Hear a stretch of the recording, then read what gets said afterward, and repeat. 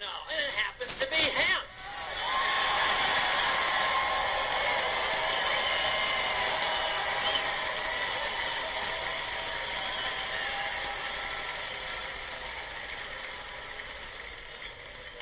The founders were great. They knew how important freedom of choice is and how valuable the marketplace is. Government bureaucrats and politicians are incapable of making correct economic decisions. They're capable of only making mistakes.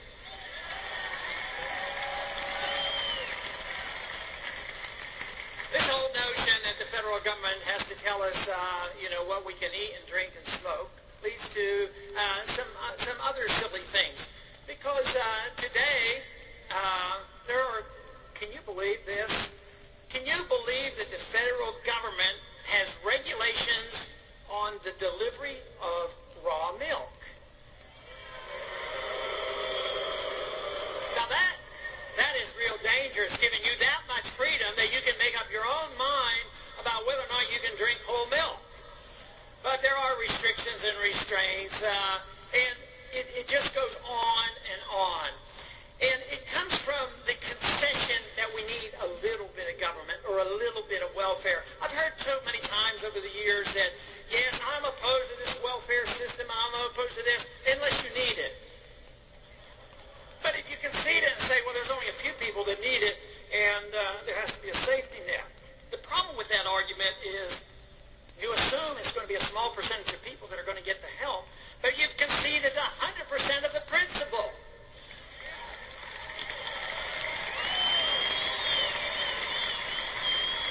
And then what happens is if there's something that comes for free, you subsidize something, you get more of it, and it leads to the devastating complications of what a welfare society comes to.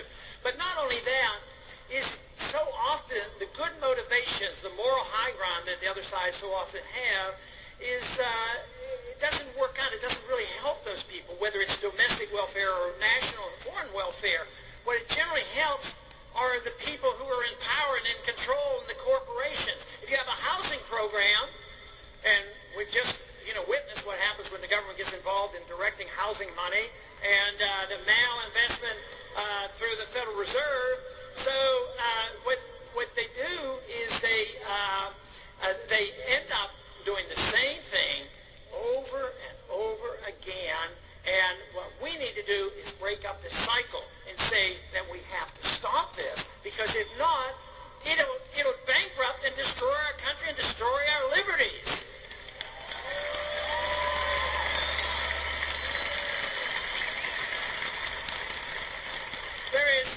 There's one issue that frequently I barely mention, and I'm going to talk about it a little bit more tonight. And that is the bum rap we get who believe in freedom that we don't care about the environment. That is just not true.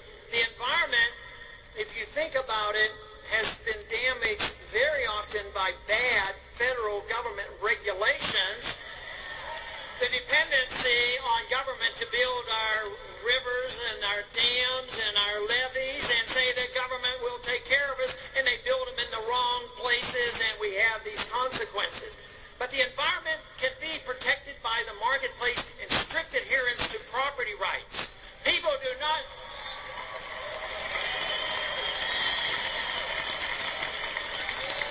None of us have a right to pollute our neighbor's property. We don't have a right to pollute their property, their air, or their water. A strict adherence to this would protect the environment.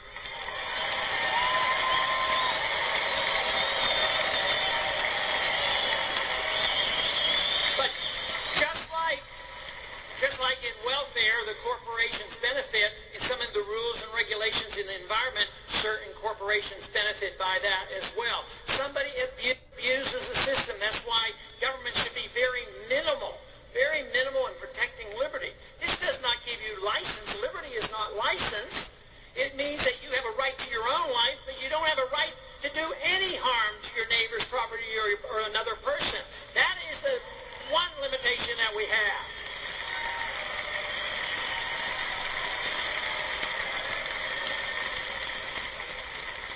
One thing that I believe is coming out as a consequence of the campaign The campaign in the primary has been transitioned to the Campaign for Liberty, and now we've had a grand 3 days, and we're climaxing that campaign right now. And there's every reason in the world for us to be energized.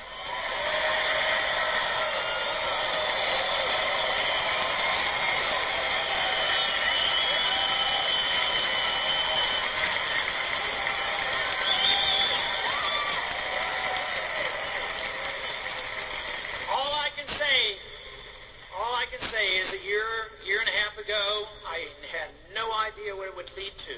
And it's led to a lot more than I ever dreamed of.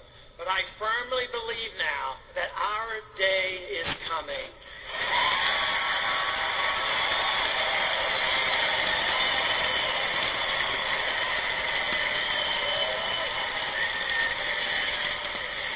The conditions are such that there is room now for the defense of liberty. And the people know that the system we have is not working. It's not working economically. It's not working monetarily. Our foreign policy is not working. And therefore, they're looking for answers. They will not welcome us with open arms. We've found that out. But there is a vacuum out there. And the vacuum is not in one political party. It is pervasive. It's throughout the country. It is throughout the political system. But our views are just as pervasive. Ideas spread. They can't stop them. An idea whose time has come cannot be stopped by any army or any government.